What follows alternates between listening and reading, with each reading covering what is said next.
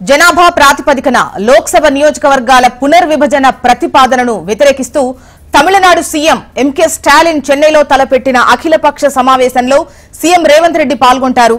ఈ సమావేశంలో పాల్గొనేందుకు ఇప్పటికే ఆయన చెన్నైకి బయలుదేరి వెళ్లారు. ఆయనతో పాటు టీపీసీసీ చీఫ్ మహేష్ కుమార్ కూడా చెన్నై చేరుకున్నట్లుగా తెలుస్తోంది.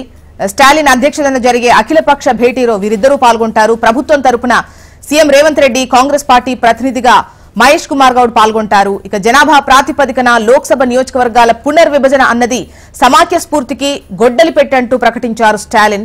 ఈ ప్రతిపాదనకు వ్యతిరేకంగా పోరాడేందుకు జేఏసీని ఏర్పాటు చేయనున్నట్లు వెల్లడించారు. చెన్నైలో జరిగే అఖిలపక్ష సమావేశంలో జేఏసీ ప్రతిపాదనను తెరపైకి తేనున్నారు. ఇక స్టాలిన్ ఆహ్వానం మేరకు అటు బీఆర్ఎస్ కార్యనిర్వాహక అధ్యక్షుడు కేటీఆర్ సైతం ఈ సమావేశంలో పాల్గొంటారు.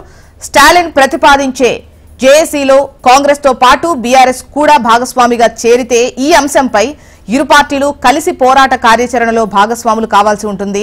అదే జరిగితే రాష్ట్రంలో బద్ద శత్రువులా వ్యవహరిస్తున్న అధికార కాంగ్రెస్, ప్రతిపక్ష బీఆర్ఎస్ పార్టీలు ఈ లోక్సభ నియోజకవర్గాల పునర్విభజన అంశంపై మాత్రం తెలంగాణ రాష్ట్ర ప్రయోజనం కోసం కలిసి పోరాటం చేయాల్సి వస్తుంది.